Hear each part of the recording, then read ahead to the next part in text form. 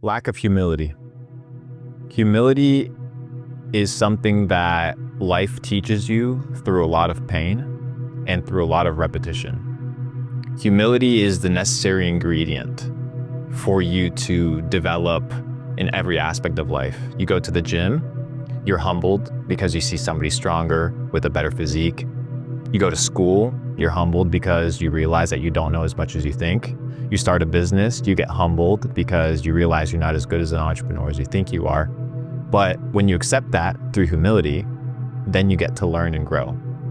The funny thing is, the most successful and wealthy people that I know exemplify a lot of humility. They are teachable. They are students of life. On the other side, I have people that are broke, egotistical, and they have no humility. They think that they know everything. And if you think that you know everything, then there's no room to grow and there's no room to learn. In order for you to succeed in life, you need humility. So if you're not humble, if you're not willing to be in a situation whereby life can teach you lessons, then you're never gonna grow. And growth is the essential recipe for success. I mean, that's what I told you. One of the reasons I live here is because I feel broke. You go on the golf cart, you go a couple houses down, you meet a guy that's sold a company for $300 million. You go a couple houses down, you meet a guy that's been in business for 50 years. You walk down the street and you meet a billionaire. So you position yourself in a situation where life intentionally shows you that you're not as great as you think you are. If you're in an echo chamber of validation, if you're the biggest guy, the richest guy, the smartest guy in the room, then you are in the wrong room, because all that does is rub your ego. Shows you, oh, I'm good, I can do all these things. When in reality, through humility, like we talked about, that's the ingredient for success. So I intentionally position myself in a situation where I am taught by other people, where I'm mentored by other people. And I mean, let's talk about crypto, that's a great place to be humbled. Whether it's the market's going down or your portfolio being slashed in half, learning comes from pain, as we mentioned before. So sometimes I create these environments where you have to sit down, put your head down and be like, all right, this guy's better than me. This guy's done this better than me. This guy's excelled in these areas of life where I haven't. Teach me. I think it's a combination between rapport and there needs to be a what's in it for me. Every person always has something that's in it for them. So when you go meet somebody who's very successful, you need to figure out what is it that they need? What is it that they want? Which is where we talk about this meme of I studied, right? Like you need to study people. You need to be in a situation whereby you know what people enjoy, what people like, where you can provide value. And through that value, you get access to the room. Many times in this neighborhood, for example, we talk about my brother, Mr. Belmar, people would entertain conversations with him a lot longer than they would entertain conversations with me. Why? Well, you can teach them about wealth in the sense of how to develop your body, because we talk about wealth not just being money, but how your health is, how your mindset is. So he gets invited to biohacking retreats with very successful people, and certain things that they're looking for that they can't get to them is valuable. So if all you have is money and these guys already have money, then there isn't really something that you can offer them. So by studying these individuals, by tapping into these people, you not only provide value, but value is provided to you in return. So it's a symbiotic relationship. You want something from somebody like a mentor. Well, what are you willing to give them? Are you willing to work for free? Are you willing to clean their car? Are you willing to just show up, be a friend? And in return, these people will do favors for you. They'll help you. And that's what a lot of my success has been in life, has been through connecting with people. And the connection comes from getting to know them and studying them and figuring out what are the things that they actually enjoy, the things that they like, being able to provide that. And in return, they provide to me what I need. It's business. I give to you something, you give something to me in return. This upcoming generation, and you've probably witnessed it as well, they are maturing and they're growing up a lot sooner than other generations. When I was 18, 19 years old, I wasn't thinking about business. I wasn't thinking about making money. I was out here kicking a football. I was going out with my friends, hanging out.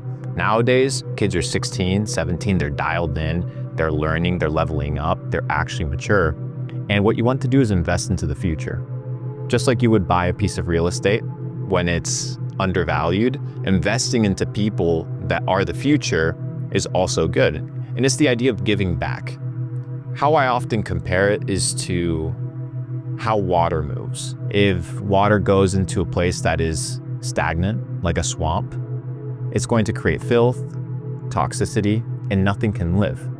But a river, it creates the ability to bring life because it's going from point A to point B. There's no resistance, nothing is stuck. If you're blessed in life, you want to bless others. If you are financially capable, you want to bring others along your journey. When I got started, I had mentors in my life that bet on me. And eventually, you can bet on their companies, you can bet on their entrepreneurial journey. And there's an ROI, a massive ROI in investing in the younger generation because they're the future. An old dog can't learn new tricks, but a young dog has no tricks that they've learned yet. So you have the ability to curate them, teach them, and elevate them. I love hanging out with entrepreneurs that are hungry. Once you make money, you lose that hunger. When I got started, I remember I was working 17, 18-hour days. I would feel anxious at night that I couldn't sleep because I was broke. That hunger, that thirst for success, for winning, is what a lot of these young cats have. So being able to invest into that also invigorates me and empowers me to be like, hey, I got to keep going. There's more for it. There's more for me. There's more to do. And through this process, I'm able to not only create a symbiotic relationship, give and receive, because I'm always asking for things in return, whether it's equity or whether it's, hey, come join Capital Club, Elite Entrepreneur Network. But it's also understanding that there are relationships in life that if you want to grow, have to be maintained. And there's 3 types of relationships that every man should have. Every man should have a mentor, somebody that they look up to, somebody that they want to be like, somebody that empowers them to see the potential of who they could become. A peer, somebody that's your friend, somebody that you can confide in, that you can build a friendship, a business partner, a best friend. And then you have mentees, people that you pour into. It could be a younger sibling. It could be somebody that's in school that's a couple grades earlier than you are. And through this process, you have accountability from the top, from the middle, and from the bottom. So every man in their life should have 3 relationships: mentor, peers, and mentees. I have a business partner that about 5 years ago, he was one of my mentees in e-commerce. I got started in e-commerce. That was how I started making my first money online before I rotated and started investing heavy into crypto. His name's Anthony Eclipse, big YouTuber in the dropshipping space. And when I met him, he was like, hey, Luke, I'd like to pay you $1,000 for you to teach me e-commerce. At the time, he was planning to go and be a firefighter. He was at firefighting school and he had a decision to make. Hey, I'm either going to become an online entrepreneur or I'm just going to continue the career path that I'm on. And by investing into him, time, attention, energy, strategies, today he's a multimillionaire and now we're in business together. So you bet on people. Sometimes it works, sometimes it doesn't. But when it works, it's extremely gratifying, as you said. You probably saw it with the whole political scene and you saw it with Trump meme coin. You know, there's a conglomerate or group of people that make decisions. In politics, whether it's the Democrats or the Republicans, there's little cabals or groups of people that run the show. In crypto, these cabals also exist, whether it's a meme coin cabal, altcoin cabal, Bitcoin cabal, exchange cabal. But you have the ability to enter these circles with a lot more access and ease. But the similarity is information and access to understanding what is happening behind the scenes. If you think that investing is merely looking at a chart and making decisions, that's not really how the big dogs work. The big dogs work off of information. In politics, your edge comes through information. It comes through knowledge. It comes from knowing what your competition is going to do. It comes from leveraging other people and resources that they have to your advantage. You don't think the exchanges talk to each other as much as they hate each other? Of course they do. You don't think the top guys in crypto are out here sharing Telegram channels or Discord groups where they're sharing information about upcoming token launches, or hey, there's these unlocks that are about to come, make sure you protect your investment, or there's a new seed round that's around the corner, maybe it's a good opportunity for us to make some money. It's the same thing in politics. But the other side, is that there's always your competition. For the Democrats, you have the Republicans. For crypto, you have traditional finance. Now it's no longer the same because Trump in office has created a scenario where crypto is now accepted. But we could mention that maybe 5 years ago, crypto and the banks were not friends. They were two completely separate cabals trying to dominate the space, but today they're more so intertwined and married, it's kind of united. But it's about finding these groups that have leverage, that have access to information, and that give you an edge in the market. All you need is an edge. You know, you look at all these highly successful investors from Silicon Valley that cut a check for 20 grand to get access to Uber IPO or access to Airbnb before it was public. What does that come from? That comes from a cabal. That comes from a group of people that get deal flow, that get access to information. So if you can get that, it's a very sweet point. But that comes from what? We talked about it before. Having mentees, having peers, and having mentors. And not only that, but having humility to realize that you don't know everything. Because if you know everything, then nobody can say, hey, check out this piece of information. Hey, look at this new investment opportunity. Because you're thinking that your way of investing, your way of making money is the best. It doesn't work that way. The most successful people that I've seen, whether it's in business, whether it's in finance, whether it's in politics, they work in units. The reason I pivoted a few years ago into crypto is because I saw it as a high leverage opportunity. When I got started in crypto, not many people were talking about it. It was still taboo. There wasn't all these exchanges, all these DeFi platforms, these moonshots where you can just make money very quickly or buy some crypto with Apple Pay. It was very cryptic, it was odd. So pivoting when it was green, when it was new, made a lot of sense. I'm always looking for the next best opportunity. I'm agnostic regarding crypto. I'm agnostic regarding e-commerce. I want to go where the market is. And there's seasons for crypto, there's seasons for digital business, and it all goes in ebbs and flows. So you need to understand and be able to read the market. Nowadays, we see e-commerce not only as a viable way to make money, but it's becoming extremely popular. When I got started in e-commerce in 2016, the idea of drop shipping, it's not that it was even frowned upon or even considered. Nobody really even talked about it. The idea of just drop shipping products from China to the United States in a QVC format, it didn't really make sense. But as more people caught on, well, the margins got a little bit more difficult. You had to pivot. And I already was sitting on a good amount of money from my e-commerce ventures. We did 8 figures in e-commerce, and it just made sense to rotate. But once you begin to experience the crypto space, it's kind of like a wormhole. You kind of stick to it. But I've been doing pretty good over the last 2 years to kind of balance it out. So right now, my money's probably 50-50 e-commerce and crypto. Every now and then, crypto gives you a heart attack. You know, ETH drops 50%, and then you sit back and you're like, damn, is it really worth, like going through all this risk to have my potential portfolio nuked 50% in a span of 2 months? It's time to reassess. And a lot of the top crypto guys that I know, they're not necessarily in the trenches trading. They are building products. The richest guys that I know in crypto, they build. They make something of value. They're not playing the casino, they are the casino, which means they are business owners, which tells you the best way still to make money isn't trading meme coins, isn't trading, crypto or stock. It's building a business that solves a real world problem. And by creating demand, which you create it through virality, you create it through people talking about it, you bring supply, and eventually you get rich. I haven't built anything in crypto directly. I've invested into people that build products.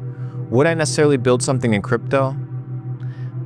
I have my Gem Hunters community, which is an ecosystem that allows people for free to join and learn from top traders in the space, whether it's airdrop hunting, whether it's meme coins, whether it's altcoins, leverage trading. But I wouldn't necessarily build a product. I wouldn't say I'm a product builder. I'm a community builder. And I've been able to partner with some incredible teams with the likes of Blofin, which is a crypto exchange. And I let the builders do the building, specifically with crypto. It's tough, smart contracts, managing people's money, privacy, security. I don't want to deal with those things. I'm not a techie guy. I'm not a nerd. It's not really my lane. but I like investing into these guys that are hustling 24/7 to see the new financial paradigm take place.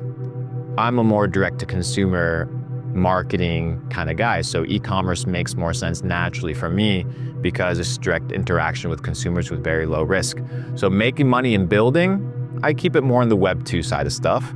When it comes to investing and investing in founders, Web3, crypto, the upside is pretty big, so I do that. I do invest into e-commerce companies, but it's a lot more difficult because you're expecting to either get bought out or you're expecting to make some sort of revenue share from, what the market is going to do when it comes to this store performing or this marketing team actually putting through and having a good Q4, having a good Thanksgiving, Black Friday, or having a good Christmas. With crypto, the upside is massive. I've seen projects go from a $10 million valuation to a $200 million valuation and an exit in a span of 6 months. You really can't do that in e-commerce. So investing, the best, in my opinion, when it comes to companies, is the crypto space. The leverage is massive. But when it comes to building, specifically if you don't have a lot of money, for a lot of the listeners and viewers that are just getting started, you want to do something that is safe, that you can preserve capital. And in that case, it would definitely be e-commerce. It's all about risk and reward. You're not going to make infinite amount of money with a couple $1,000s in the markets, but if you're doing TikTok shops, affiliate marketing, and you're looking to make $5,000, $10,000 a month with no risk, and all you're doing is creating short form content, then all you have to do is test products and see what hits. Test creatives, test products, and you get an outcome.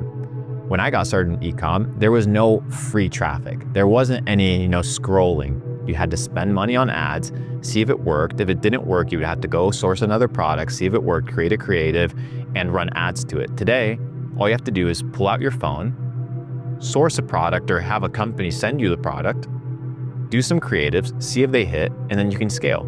And like you said, if you perform well, because a lot of companies are looking for marketing, then you can get what? Negotiating power. You get leverage. And leverage is what you want at the table when it comes to equity. You can say, hey, I provide this, right? Marketing, eyeballs, attention, awareness, and in return, I would like a piece of the business. But you can start e-commerce for literally $0, 100%. And in fact, not only can you start for $0, you can already see things that are already working, viral videos, viral clips, replicate them, and start making your first dollar. That's what we teach in Ecom Society, how you can make your first $1,000 online through e-commerce, whether it's TikTok shops, affiliate marketing, Amazon FBA, general drop shipping, building a brand. The paradigm is super vast in e-commerce, but if you're just getting started, it's pretty much risk-free. So the number one thing that I've learned over the last 8 months is how to create virality. So once you find something that's viral, whether it's a piece of content or a product, the goal is to replicate that virality time and time again. A few years ago, we ran a product on TikTok shops before it was even popular to run, your own TikTok shop, your own TikTok ads, where we had shower heads. And these shower heads, you probably see them on the internet nowadays. They're the filtration systems. And what we would do is we would, put a bathroom full of dirt, and then we would just spray it down. And we would spray it down with, a regular shower head, which was intentionally put with like lower pressure, so it looked like terrible. It caused frustration, and then we put our shower head with better music, super high pressure, cleaning it instantly, viral. Why? People watched it. People were like, oh, this is nice. We did the same thing with swords, little samurai swords. We did the same thing with lighters. We did the same thing with different cleaning products, with animal products. But the number one thing that you're looking for virality is people to comment. That's the number one thing, engagement. Because engagement tells the algorithm that people are interested. And you can fabricate that. You can fabricate that through a call to action. You see it nowadays, people say, hey, comment a specific word. And that specific word creates what? Engagement. That's the first front. The second front is having something that people can talk about consistently. So something that could work is having like a typo inside of your ad. People, they want to correct you. They're the Nazis of spelling. Hey, you wrote this wrong. That's a good way. The number one objective for virality is finding something that creates people, that makes people act and then just doubling down on that time and time again. I've done it multiple times, whether it's memes of me, whether it's memes of other people, whether it's talking about products. It's finding that winning piece of content and just doubling down on it. We talk about it. You see plenty of memes of me on the internet. We test them, they go viral, and then we just double down on them. Just post the same clip hundreds and hundreds of times in very similar formats, and every single time they just continue going. And people just talk, and I just love it. Every time they talk, you get more views. Every time they talk, you make more money. And the number one thing that I learned is that you don't want to reinvent the wheel. You don't need to reinvent the wheel. You don't need to create original YouTube content. You can take content that exists, that works, and just make it better. You don't need to create a new winning ad strategy or a new creative. Just find what is working, research, double down on it, and scale it. And through repetition, you'll gain views, and views equal dollars. What makes a good meme? 3 things. Memes, what's the basis of memes? Laughing, criticizing, and heavy emotions. Laughing is entertainment. That's what people are there on social media for. So you need to give people what they want. I look at the biggest creators in the world, whether it's Speed, Aiden Ross, Ashton Hall. They're okay being laughed at. They're okay being memed, but they do this on purpose. They're some of the smartest guys that I know, right? So I was like, okay, let me double down on being a joker. Let's see if that works. And it works. You get 100 million views instead of being taken seriously. You get laughed at, but laugh equals dollars. Jokes equals attention. And ultimately, your goal isn't to be liked or disliked. Your goal is to be known, and your goal is to be seen, because that's what we're here in social media, is to be famous. I don't care what perceptions change. People's thoughts change. What you want is to double down on laughter, the ability to be criticized, or having something that causes like a heavy emotion. That's one of the reasons why the top creators in the world, they provoke a certain emotion. Whether it's anger, fear, frustration. You look at Brian Johnson, he pushes the idea of never dying. You look at Andrew Tate, he pushes the idea of anti-feminism. You look at Speed, he pushes the idea of just traveling the world, connecting now with basically every culture, and he assimilates cultures. You look at Aiden Ross, people just laugh at him. People think he's an idiot, but in reality, the kid's a super genius. And he understands that if he gets laughed at, he doesn't have to be taken seriously. And if you don't get taken seriously, you're not a threat. And if you're not a threat in business, you can print money. So being the joker today is more profitable than it's ever been. So being a meme, becoming a meme, or creating memes around your product persona is infinitely scalable, as long as you understand that attention can be monetized. But you have to have a bucket of monetization, whether it's ad revenue, whether it's a product at the end of the day. And yeah, I think that's the number one ingredient. 2, strong emotion isn't enough. You need people to interact. You need something that causes people to say, hey, like, let me go out of my way to comment. Let me give you my energy. Let me give you my time and attention. We post 700 clips a day on the internet. You think I'm reading through every comment? You think I'm going through every single post and being like, okay, what did this person say? I'm not. I don't give a fuck. But I know the pieces of content because of my data that go hard, and we just double down on those time and time again. And they just continue to work. If you have, some sort of meme culture or understanding of what's taking place on the internet, there's 2 types of memes. There's trending memes and there's lifetime memes. So lifetime's memes would be kind of like, most of the lifetime memes are old school, and they're most likely people that are not on the internet. They're like already kind of like historic figures. Whether you look at the "Why Are You Gay" guy, he's not on the internet, but he's an infinite meme. Then you look at memes that are like trending memes that might last 6 months or a year, like the Ashton Hall running. That meme will have its lifespan, and then he'll have to transition as a character into something else. You look at somebody like Khaby Lame, he's what? He's memeing memes. So the infinite loop that you can do around content needs to be create strong emotion, evoke strong emotion, but that's not good enough. You need people to act. You need people to actually give you the energy and attention, because now you become what? Cemented in their minds. And people don't have big attention spans. So you have to consistently be at the front of their mind. It doesn't matter how, just consistently be at the front of their mind. Whether it's a product, a brand, or a persona, that's the number one game, because what you're fighting against is attention. How many reels or TikTok clips does somebody watch in a day, and how many do they actually remember? None. But you're still there, and you're competing against that same territory. And the only way for you to keep that territory is for people giving you their attention and for people to directly engage with you through strong emotion. I mean, we saw a massive surge in sales and subscriptions for Capital Club. And not only that, but once we saw that it was working, we decided to double down on it.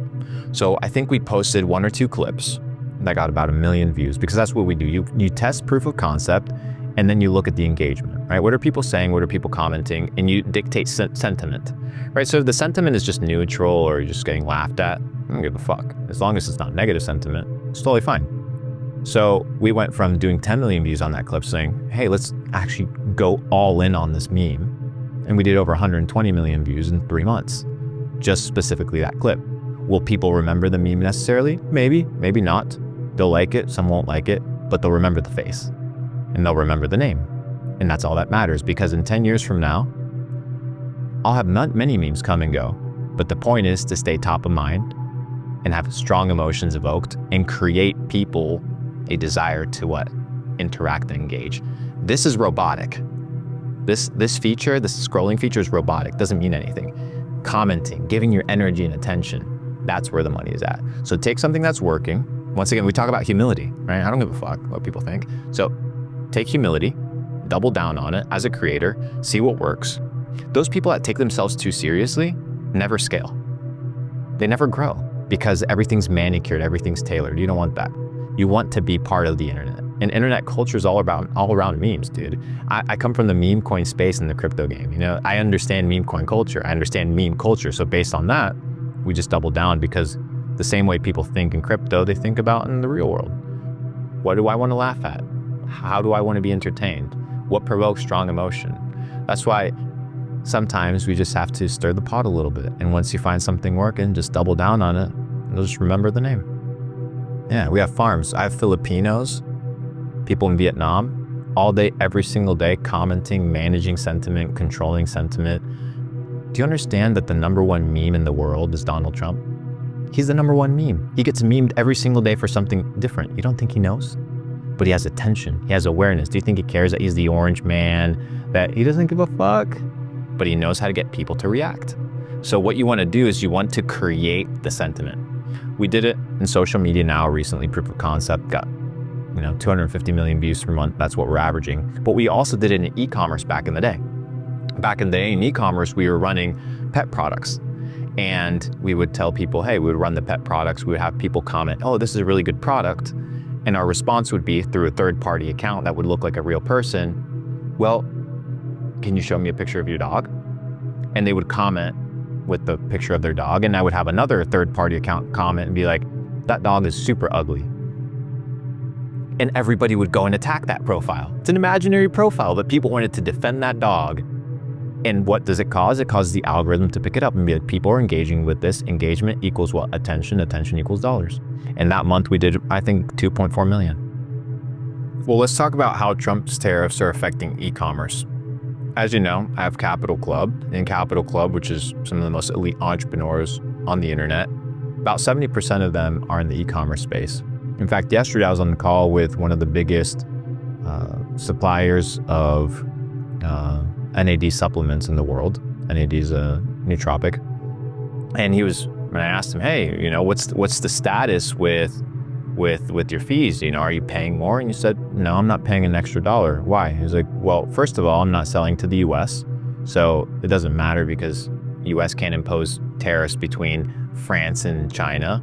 So what a lot of manufacturers are doing is they're just redirecting their warehouses to a third-party country. So they'll just go to Vietnam, they'll go to Thailand, and they'll just ship from there. 2, China doesn't pay taxes. And number 3 is that drop shipping has changed. You can't just ship things from China anymore, for a $3 profit margin, because there's no longer room for that. That's why building a brand, a moat, something that gives you the ability to kind of have an audience outside of paid traffic is really good, where you can run an Instagram story or you can continue to post on your feed or a reel, and that just generates natural sales. The issue that I found with e-commerce and the tariffs was on the opposite side of the spectrum, which was luxury brands. Gucci, Louis Vuitton, Hermes. All of these brands were manufacturing a lot of their stuff in China, and then they were shipping it to Italy or to France for assembly. These people got pretty much exposed because the quality that people thought was this artisan quality of Europe was in fact artisan quality from China, or these products and the goods, or whether it's the leather or the metal that was used, is actually coming from China. So these people had to basically reinvent their supply chain. When it comes to crypto, specifically Bitcoin nowadays, whether we talk about Bitcoin being co-opted by BlackRock or co-opted by the US government, it's very much tied to the stock market and to the performance of what the government is saying. It used to be that crypto wasn't necessarily correlated, but today it is.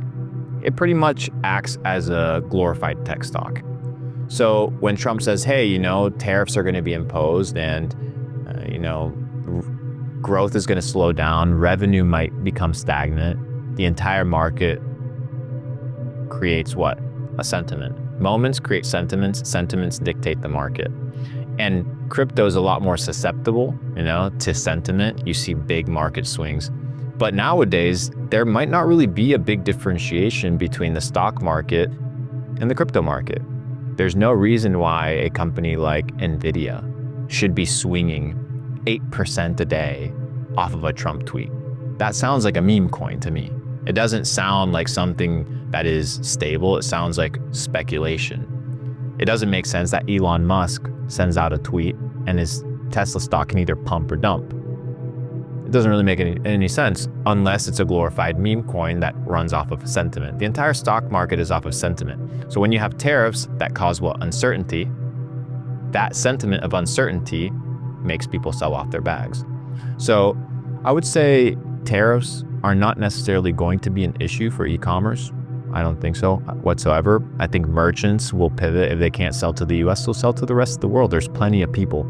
When it comes to investing, you just need to be very careful that with one tweet, your bags could be nuked 50%. But also with one tweet, your bags can go up. Whether it's your crypto bags, your stock portfolio, doesn't really make a difference. And we see a lot of speculation. And the speculation gives room for what? Volatility. And volatility is where traders make money. I'm not a trader myself. I'm a long-term investor. I'm a swing trader. I like, 3-6 month long trades, maybe a little bit longer. But in crypto, that's very risky. You would have held, and we were talking about ETH, for example. If you would have held ETH for the last 4 months, you would have been down about 60%. So you also need to understand that the market is a lot more fragile than it would be if sentiment wasn't easily provoked. When I got started in crypto back in 2016, buying Bitcoin for about $588, the sentiment was harder to move because crypto wasn't on social media. In fact, social media wasn't really even used or talked about in that same context. Today, one tweet goes viral around the world, gets 100 million impressions, 5 million investors see it at the same time, and it creates a reaction. So I think the tariffs, what they're doing is they're exposing the fragility of the system, and they're exposing how easy it is to manipulate people through sentiment.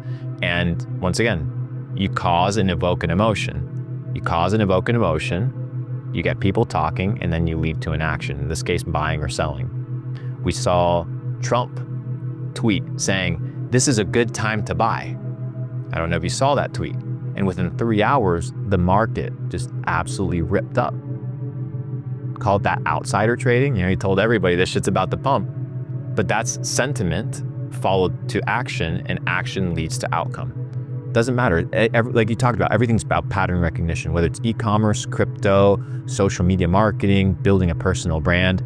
Control sentiment, control narrative, and you control the outcome. And today, you don't have to wait for the New York Times to roll out, hey, a headline, and then that headline get translated in Chinese in order for the Chinese investor to make a decision today, just hop on Twitter and everybody sees the same exact thing at once.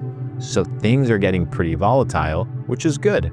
It shows you, once again, the fragility of the system, but once again, volatility creates what? Opportunity. And with the opportunity, if you're smart, is when you make money.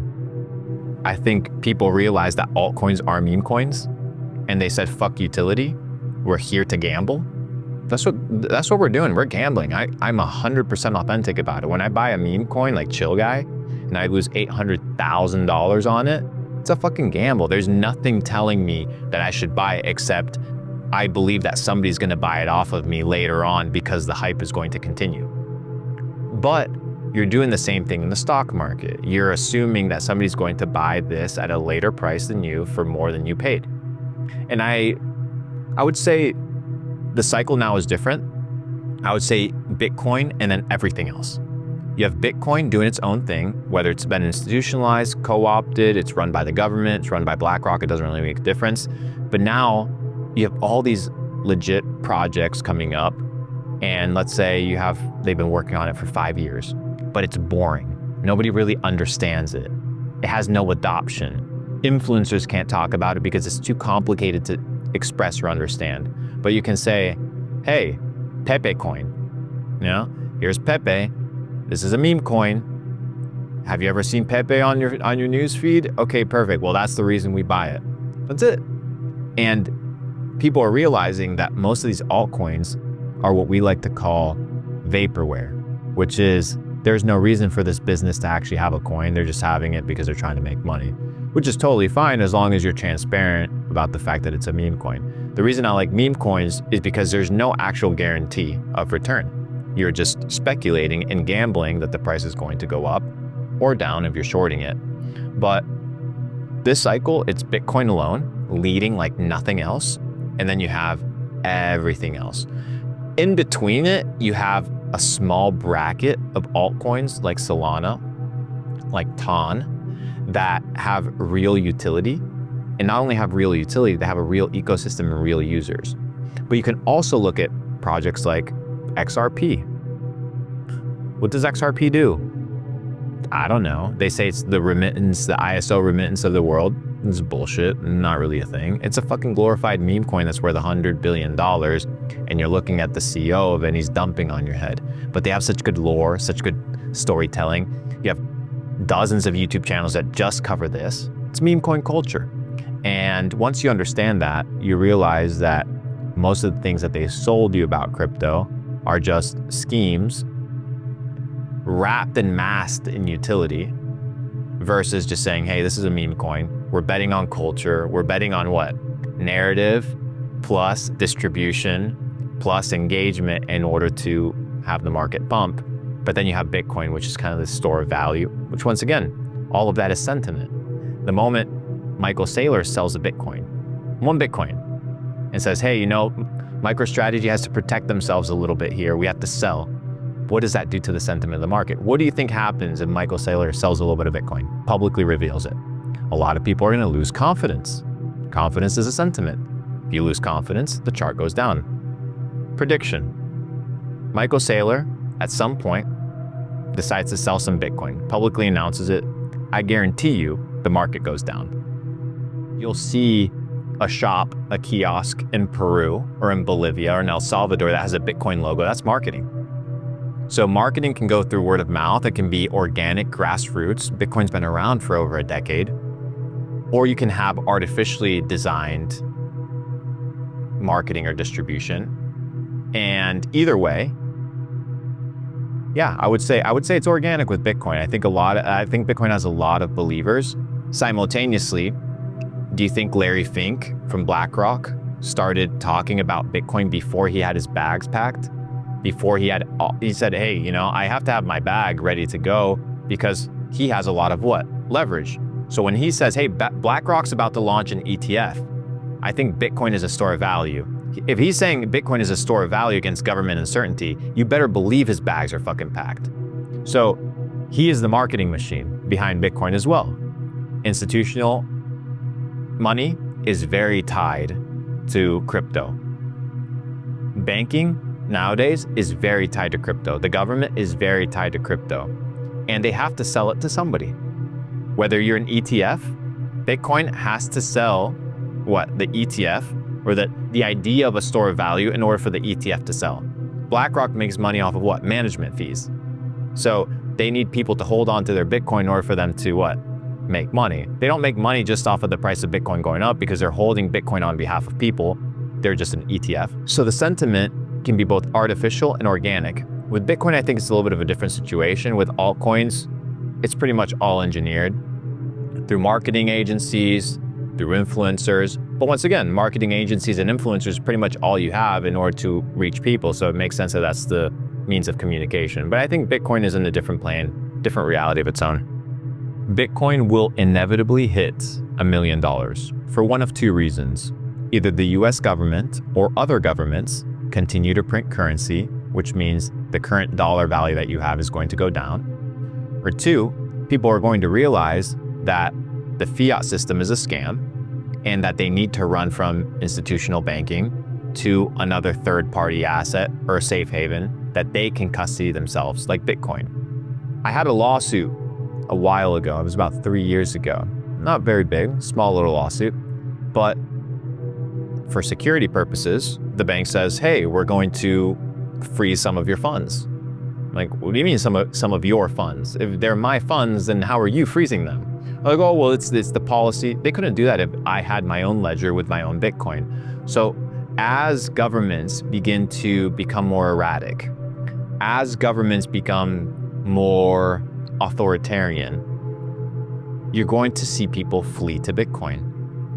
The reason this is interesting is because the viewers that are listening that are not from America, from a first world country, will understand what I'm talking about. You can't trust the Zimbabwe government. You can't trust the government from, Nepal to have the best policy in the world. So you have to have a hedge against what? Bad policy, theft, and Bitcoin is, at least for third world countries, a phenomenal asset to have. Pull up the chart of Bitcoin versus the Japanese yen. When the Japanese market was crashing, Bitcoin was at an all-time high in proportion to the yen because it acts as a counter of the sentiment that people have towards the security that their government is providing. What is the dollar backed by? The good faith and credit of the United States. That's what the FDIC insurance says. And two, it's the military. So if you can't trust the FDIC, right? If your money isn't insured, if the banks can just take it, and if the US no longer is the superpower of the world, then the dollar weakens. That's why Bitcoin is this safe haven that people are running to. For first world countries where people have Venmo and PayPal and Cash App and it's easy to send money and, I can send you $100,000 in a wire and it might take 2-3 days, it might be inconvenient, but the money will land, the money will stay in your bank account. It may not feel like what I'm saying is legitimate, but if you come from a third world country where you don't know if the bank that you're operating under is a Ponzi scheme, if you're in the Ukraine and they don't let you pull more than $200 cash when a war starts, or they say, hey, you can't move $100,000 of gold because we think that is money laundering, all you have to do is buy Bitcoin and you can move it from any place around the world with full self-custody. And that's the beauty of Bitcoin. That's why I respect Bitcoin. I respect the robust system that it has, while still understanding that when it's all said and done, sentiment is what controls the price of Bitcoin. But back to your question, what is it going to take for Bitcoin to hit $1 million? One of two things. Naturally, people will adopt it because it's a better form of money. Or two, the government will continue to fuck up, print more money, and naturally, it'll be, in comparison to Bitcoin, the price will go up. People think that AI is going to enslave humanity, but most of the world today already operates off of AI and algorithms. I think the biggest threat for society today is comfort. People are comfortable with mediocrity. I watched this video. It's a very sad video, but it made me realize the power of social media and how social media is a coping mechanism, very dystopian coping mechanism for people's problems. It's a coping mechanism. It's like a poison. And it's done intentionally, whether Facebook or Meta hires a ton of psychologists to figure out what are the best patterns that people should repeat consistently in order to create a habit. I was watching one of these videos. We're talking about Ashton Hall now. He's the biggest creator in the world. And everybody was doing what? Replicating his meme, right? They would dunk their face in cold water and go for a run or whatever. As I was scrolling the internet, a video of one of these replicas hit me. And it was this little kid in the Strip of Gaza. The Strip of Gaza where bombs are dropping on people's heads. Free Palestine. Dropping on people's heads. And people's coping mechanism is still social media. People are still glued to their phones regardless of what's happening around the world. So you have this little kid that's recreating Ashton Hall that's all the way in Miami, doesn't even know them, doesn't even understand what he's really doing, but it's a coping mechanism from what? From reality. And what happens is social media is like this glass box of dopamine where you think you're accomplishing something, where you feel some sort of pleasure, the likes, the comments, but none of that is real. It has to materialize into something. So I think the biggest way to enslave humanity today is social media and the algorithms that are pushed by what we call the technocrats of the world. And that's why I don't use social media. I'm one of the largest creators on social media. I'm one of the largest short form distributors on the planet. I don't have TikTok on my phone. I don't have Instagram. I don't have any of these things. Why? Because I'm projecting and broadcasting into the matrix. I'm not trying to be in it. There's this YouTube video, which before was a documentary on Netflix before it got pulled after 2 weeks, known as The Root Cause. The Root Cause discusses the big psyop by dental industry and by big pharma to fuck people's health up through root canals. Root canals filled with mercury, formaldehyde, and all sorts of chemicals that disrupt your meridian lines. They disrupt the ability to actually think properly, a lot of signs of dementia attached to the heavy metals in the body. But this is, common dentistry practice nowadays. I would say the biggest psyop or the biggest conspiracy theory is that people think that their mouth or their teeth isn't connected to the rest of their body and that there are no consequences for poor dental health. If you want to watch, The Root Cause, you can't even watch it in the United States. You have to turn on a VPN because it's banned by the American Dental Association, which is in bed with Big Pharma. And I can say that because dentists can't say it because they'll lose their license. But I can say it because I don't have a license. If you have a root canal, get it out of your mouth, go to a biodentist, and you'll realize that there's 30 million plus people a year getting root canals, and a lot of them are getting sick, whether it's the idea of ADHD, cancer, losing your memory, having heart failure. Everything can be tied back and connected to root canals. I know it's a big one that people weren't talking about and haven't been talking about because a few years ago, I was a big advocate for fluoride. Hey, there's fluoride in the water, tap water's bad, tap water's for NPCs, tap water's for bots. It became mainstream, everybody talked about it. I talked about BlackRock as one of the governing, superpowers of the world, then that became a mainstream conspiracy. Root canals, watch it. It's one of the biggest psyops in the world. But people are slowly waking up. And after this piece of content, I'm sure a lot of people will look into it and get them extracted and removed. So basically a root canal is the embalming of a dead tooth. So you're embalming a dead tooth, something that shouldn't be in your body, but they keep it there in perpetuity, whether it's for aesthetics or looks or you just are trying to save the tooth. But everybody knows in dentistry that a root canal is full of bacteria. And I had a root canal recently removed. And once they did the DNA biopsy on the tooth, they found 20 different types of parasites growing and living inside of my jaw, which is absolutely horrendous. And obviously the dentist isn't going to tell you that. And many times the dentists don't know themselves. So stay away from fluoride, which we've talked about, ladies and gentlemen. And now stay away from root canals. New conspiracy, I got you. So you should just kill the tooth, like remove the tooth completely? Remove the tooth, remineralize the jaw, and then implant zirconium. Zirconium implant, never have a metal implant in your mouth. Zirconium implant made mostly, if I'm not mistaken, in a way that doesn't have any metal. I think it's 0.005 or 0.05% metal. And then it basically grips really well to your jawbone. And that's the way to heal. It takes about 3 to 6 months to properly heal from a tooth extraction.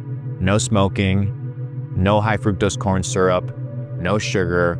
You need to also eliminate the things that are rotting your teeth. Everything collectively in the world is designed to fuck you up, whether it's food, water, big pharma, medicine, and you just have to be very alert, very aware, because the root canal that I got when I was living back in Argentina, small little village, and it was the local dentist. He didn't know any better, but I had to deal with, what I believed was ADHD or brain fog.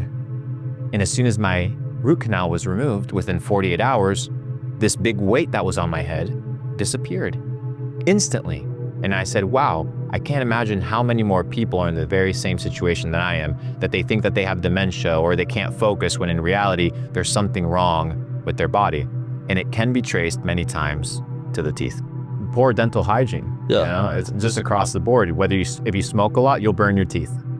Coconut oil, amazing way to brush your teeth. Coconut oil, hydrogen peroxide is very good. No fluoride toothpaste is very good as well. Menthol, mint. Everything needs to be organic. Everything needs to be clean. If you're putting it in your mouth, if you're not going to swallow it and eat it, then it shouldn't be on your body altogether. So I'm very conscientious about what I ingest, what I drink, what I eat, because I know that it has real world consequences with everything that I do. But it's a long-term process. People were never taught that their teeth are actually organs connected to the rest of their body.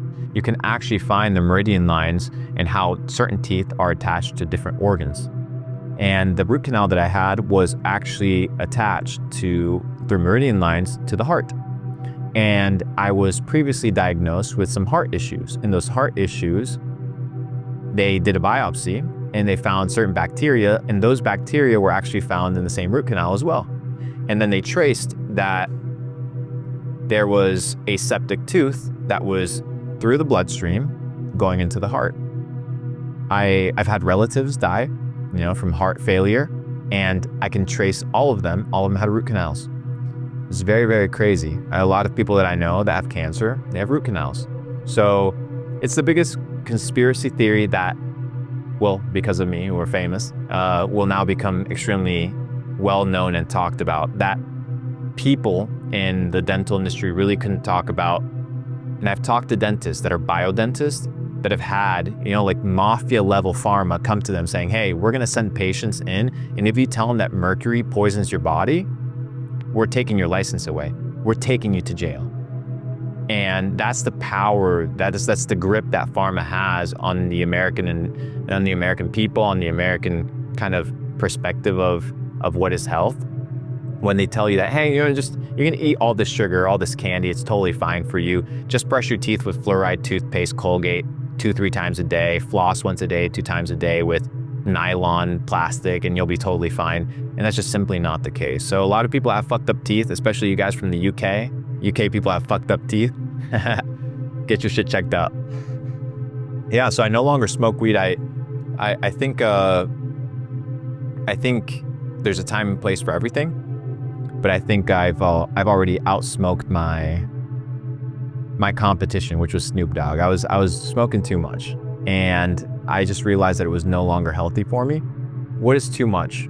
5-6 joints a day, like aggressive, not unnecessary, an addiction. Anything done in excess becomes bad, and then you can justify it, saying, hey, I got money, I got tens of millions of dollars in the bank account, I can smoke. Well, but it's not about just being able to do something. Paul in the Bible has an interesting verse. He says, I can do all things, but not all things are good for me. So it's like everything is permissible, but not everything is good. And yeah, in life it's the same thing. You can do anything you want, but there's real world consequences to those actions. So no more cannabis, no more smoking. I really want to take care of my body.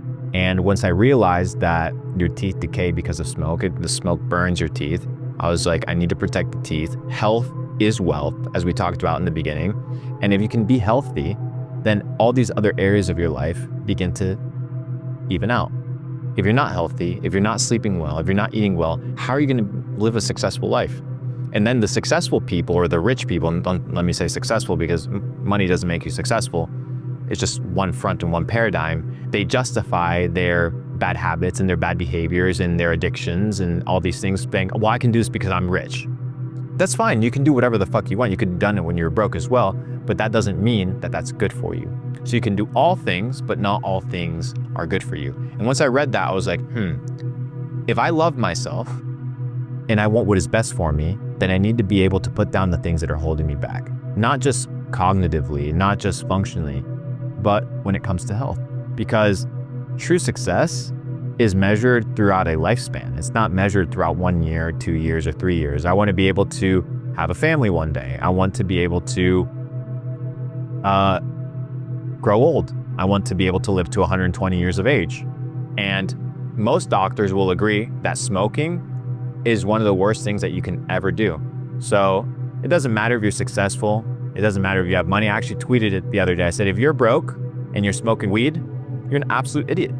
And I had people commenting, the most successful people that I know smoke weed. That's cool. But the anomaly doesn't justify the common narrative or the consensus. And the consensus is smoking is bad for you, whether you like it or not. Keep doing it if you want to. It's your life. I don't give a fuck, But understand that there's a real world consequence to every action. Everything counts. It's the principle that I had to learn. Everything matters. Everything compounds, whether positive, negative, everything builds up. If all you're doing is being unhealthy, your body will reflect it. If you are healthy, your body will reflect it. And if you're driving towards success because your vessel is the vehicle that you use to achieve your dreams, if it's not optimized, it'll take you a lot longer to get to where you want to go. So why would you put, kerosene in a Ferrari when you know it's not going to be compatible? You were not going to do that. So you take care of your car, you take care of your house, but you don't take care of the temple where you actually reside. It makes no fucking sense. So once I started having these conversations, not justifying my actions with other success that I had, my life began to slowly change. And the worst thing you want to do is work your entire life, build some sort of success, and not be able to enjoy it or enjoy your family because you don't have health. That to me is absolute failure. And I just refuse to live that way. You can actually pull up a chart right now. I recommend anybody does it. You will see that the nervous system of the teeth is connected directly to the brain. Everything's connected in your body. They've taught us that everything is compartmentalized in life. Everything is connected. Everything is connected. We're connected as people. The mycelium network of mushrooms underground is connected. Roots are connected. Everything in the world has correlation. And once you understand that if one part of your body is off, it will reflect and manifest in other areas. So don't try to, I have a headache or I can't focus. Let me go take Adderall or let me go take Tylenol. That's a mask for your problems. Find the root cause and you'll find health. You don't just want to cut something out, you want to replace it. Many times when I would pick up a joint, smoke it, it was because I had idle time. I had free time and my default was to go smoke a joint. My default today is to go exercise. My default today is to go work. My default today is to go for a run. My default today is to go do some push-ups. When you have that urge, it doesn't mean you have to instantly gratify it. People have urges. I want some ice cream at midnight. Yeah, but that doesn't mean you have to go eat ice cream. I want to smoke a joint. Well, just because you want to smoke a joint, you feel like you want to smoke it, doesn't mean you're justified to do it. And you have to replace things in life. The idea of just cutting things out completely is very difficult. Replace it, lean off of it, go through a process, but realize that an idle mind is the devil's workshop. If you create so much space and time to not do anything, then you'll find yourself getting in trouble. Get busy. Stay occupied, work hard, be diligent. When you go to bed, a man of God should go to bed exhausted, fully tired out, not in bed jerking off, watching porn because that's their fucking default. That's not the process of a man. A man is designed to be productive. A man is designed to work. A man is designed to level up. So when you create idleness, laziness, and you create space for your mind to just wander, many times if you're addicted to certain things, you will go back to old tendencies. The Bible once again says, when I became a man, I put away childish things. So a lot of people just have to level up, mature, grow, and realize that these things that we've attached to our identity, they are not us. You're not a pothead, you don't crave sugar. You're not a sweet tooth, and kind of guy. No, these are all labels that people put to justify new ways of describing addiction, or they incorporate into their persona. And the moment you mention a joint, people get upset, like, calm the fuck down, bro. I've smoked more weed and the best weed on the planet than you will ever do. But the problem is, people attach it to their identity. That's why you have to find your identity in better things. That's Paul says, find your identity in Christ. You can find your identity in health. You can find your identity in becoming a family man. Find it in things that propel you to become a better person, that propel you to be successful. And don't justify yourself with labels that are man-made, like, oh, I'm a pothead. What is a fucking pothead? No, you're addicted to cannabis, period. Well, cannabis isn't addicting. Okay, well, quit it. Well, I don't want to. Okay, that sounds good. You're an addict. No, I'm not an addict. Well, yes. Okay, quit it. No, well, you can't. You're an addict. People need to understand, and because I had to understand, that labels create paradigms, frames of thinking that justify our actions. People say, I'm an athlete. You want labels? Have positive labels. Or I'm a successful husband. Okay, that's a good label to have. Find those labels that actually make your life better. Let go of the labels that no longer serve you, and don't use them as justification for doing bad shit. And knowing thyself is a process of exploration and a process of removing the things that are not true. People many times ask me, Luke, how do I find truth?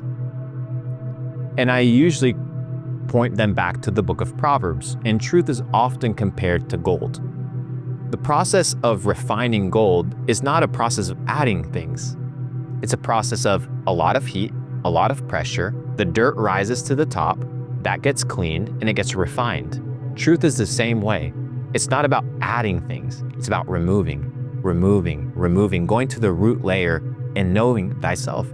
Marcus Aurelius said it, and when he said it, it was this understanding of most people have adopted labels that have been given to them. Like, you are not your name. If I ask you, who are you? Oh, well, I'm Jack. I'm from this place. This is what I do. No, those are all labels. And I didn't ask you where you're from. I ask you, who are you? And most people get shell-shocked at that question because most people have never asked themselves that question. They've just adopted labels from other people to construe this image of who they are supposed to be. And many times it's very warped because the images of what we're fed, of what it means to be a man, what it means to be a woman, what it means to be a father, what it means to be a wife, a son, a daughter, have been fed to us. It's very important to explore truth. It's very important to, when truth talks to you, to listen. Because if you want truth, and most people want truth, that's why they're watching this podcast. A lot of people like to live in delusion, but people watching this content, they're looking for truth. Truth will many times challenge you to get rid of parts of your life in order to win. And once you're confronted with that reality, truth is often compared to as a mirror, where you look at yourself and you're like, wow, like I have to change these things. Only a fool would look at himself in the mirror, know that there's something to change, and walk away without changing and be stupid. You go to a mirror right now, you have some stuff on your eyes, maybe a little stuff on your face, maybe you need a shave. You're like, okay, the truth is telling me that this is what I need to do. Most people in real life, they just walk away, ignore it. The man that realizes they need to become better, that they need to level up, that they need to adapt, look at those things and they change. Why? Because they love themselves and they want to do what is best for them. Who am I? I'm still figuring it out. I'm still in the process of removing the programming that I've been given for the last 25 years about who I am, what I'm about, what are my values, what I believe. Yeah, removing all the things in my life that I've been told that are meaningful, removing the things that society has told me equal success, things that society has told me equates to a man. We have this consensus nowadays that women, for example, that they have to go into the workplace and they have to compete with men, and there's this patriarchy and that men are terrible. Women have adopted this philosophy of being. Not everyone, but at least in this Western society they have. I go to Asia, they don't think that way. I go to Africa, they don't think that way. I go to Eastern Europe, they don't think that way. They've adopted a different philosophy of what? Of labels. In this case, more traditional ones. But once you adopt labels, that label becomes your identity. So my identity today, I would like to say, is found in Christ, because Christ is the perfect example and reflection of what it means to be in unity with God. And if my entire goal in life is to be in connection with the truth, aka God, then I have to remove everything that is not true. You can't succeed without humility. Pride is going to kill you. Pride is why Satan fell. He wanted to be like God. We want to be like God. We want to tell God what's right, what's wrong. We don't know shit. Humble yourself. If not, God's going to humble you. Help people. I think there's a lot of people in need, and it's hard to solve people's psychological problems and spiritual problems if you don't first supply their earthly needs. Many years ago, we provided water wells to Liberia. We helped in orphanages in Thailand. And you see these kids that have nothing, that a piece of bread satisfies them. An apple, just goes a very long way. So being able to spend time with people that are in need, helping them, is the ultimate form of satisfaction, because we are all the same. Jesus said something interesting. We're talking a lot about Jesus, but Jesus said something very interesting. He said, true religion is taking care of the widow and the orphan. So all these people that are sitting in padded pews with the air conditioning, singing their little bullshit Hillsong, choir songs, that haven't really done any real work with people, they need to have a reality check. Because if Jesus is telling you, hey, real religion, real loving me is taking care of the widow and the orphan, then that's what we need to do. So that's the process that I'm in. And if money is no constraint and time isn't a constraint, then that's what I would spend the rest of my life doing. Your actions are what matters. You will know them by their fruit. You will know them by their actions. There's this hermetical principle, as above, so below. Your will be done on heaven as it is on earth. Everything begins in the mind. In order for something to become real, it needs to first be thought, because thought is energy, and thought becomes manifested through action into the three-dimensional world, right? So action is what makes the thought reality, but it all works together. That's why Paul says, without what? Works, faith is dead. Because the only way that you know that faith is real is if your actions match to what you believe. Because if you believe something, but you don't do what you believe, do you actually believe it? Or are you just a hypocrite? So everything is in symbiosis. You need to control your thoughts, because your thoughts lead to actions. Actions lead to habits. Habits lead to behavior. Behavior leads to lifestyle. Lifestyle then what? Feeds back to your thoughts. Because what you feed is what you spend time on. There's this common parable of two dogs, the white dog and the black dog. Whichever one you feed the most is going to win the battle. If they're supposed to go against each other in some type of dog battle, the one that you feed, the one that you strengthen, is the one that's going to dominate. If you're out here watching porn all day, satisfying yourself with social media, objectifying women, thinking about, the next rapper's drama and song, but you spend no time with God, spend no time developing your physique, spend no time in nature, what you feed becomes strong. And what I realized was that my desires were mine, and they were there because I was feeding them. So the things that I wanted in life, they were there because I put them there. The reason I looked at a woman in a certain way was because of the things that I was feeding myself that changed my perception and my worldview. So you need to control what you feed, which will then control what you think. And it's a hyperloop that every single person is always in. So you need to match every aspect and always be aware. Jesus never wrote a word, which is interesting. Everything was written about how he lived and who he was. But back to your question, if I had 5 minutes with Jesus Christ, I would ask him,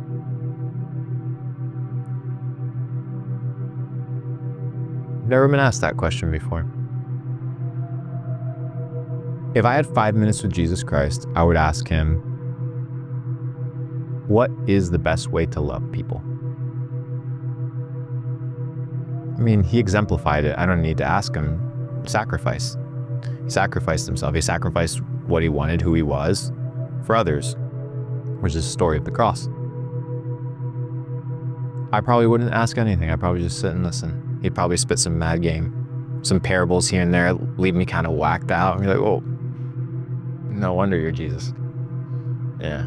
He's an interesting character in history that every person with humility should go and study. There's a reason people echo his name. There's a reason why billions of people worship him. Why? It's worth exploring. There must be something there. Doubt isn't a bad thing. Doubt is something that every person should have regarding their faith. Because how do you know that your faith is your own? How do you know that that hasn't been given to you? I had a podcast a couple months ago where I had this guy, he said, I'm a Christian. And I asked him a very simple question. It got clipped out of the podcast because I kind of grilled him. But I asked him, well, do you believe the story of the cross or the story of Jesus dying on the cross? He said, yes. I said, well, okay, well, which mountain did he die on? Or where did he die? He was like, I don't know. I was like, well, do you even know? He's like, no, I believe these things. It doesn't really work that way. The idea of cementing your faith or really truly knowing goes through questioning. The scientific method is a process of questioning, exploring, observing, and seeing what worldview matches best to live a wholesome, fulfilled life. And I just happen to correlate and resonate with the worldview of Jesus. I'm not perfect, I'm very far from it, but the way that he conducted himself towards people. You want to talk about feminism? Jesus was the ultimate feminist. He protected women, protected their rights, protected their value more than any other person in history. If you're a feminist left-winger, go study Jesus. You'll love him. And if you don't, it's because you have pride. And there's certain areas that you might disagree with him, but we've been deceived. We've been told, oh, well, Jesus equals the church, or Jesus equals this dumbass pastor that doesn't even understand what it means to have a relationship with God, and this is how you should act, and this is how you should behave, or this youth pastor treated me poorly, or this person at school was Bible thumping me. Yeah, but that is not God. That has nothing to do with him. That is what you're casting upon him of what it actually means to have faith. Faith is something that comes through questioning. There's no issue doubting your faith. You just have to spend a lot of time, once again, removing all the lies, removing all the garbage, and eventually you'll find the gold, the truth. If God can speak to a prophet, add any prophet's name, he can speak to me as well. There's no difference between them and me. What I need to do is be receptive. Understand what it takes to speak to God. Most people don't know. That they're full of static. They're full of distractions. They haven't created a space to meditate. There's a verse that says, be still and know that I am God. Not be still and believe that I am God, or be still, stop, and let God speak to you. And he will. Because we are all created in his image, and God loves all of us. And if we stop, we spend time with him listening, because we know nothing. Nothing. We're talking out of our asses here, like, let's be real. We don't know anything. Then he can guide you. And you don't want to make decisions on your own. You want the creator of the universe, who's readily and available, to guide you and to help you through the process of life. And I've just found it to be a lot more rewarding with God by my side. Numbers are the language of the universe. They are the universal language on which everything is built, whether it's the construct of the pyramids, whether it's the construct of the planet, whether it's the stars. Numbers are the language of God. The worst piece of advice I've ever received is that good things come to those who wait. Good things don't come to those who wait. Good things come to those who act upon what they know through consistency and repetition. That's how good things happen. Things don't just fall on your lap. Blessings come through effort, dedication, and a lot of energy towards your goal and endeavor. Patience is a virtue, and it's a good thing. But when it comes to accomplishing your goals and your dreams, if you want to be successful, there's no time to waste. Time does not wait for you. Life does not wait for you. You have to either grab it and go for it, or you'll be left behind.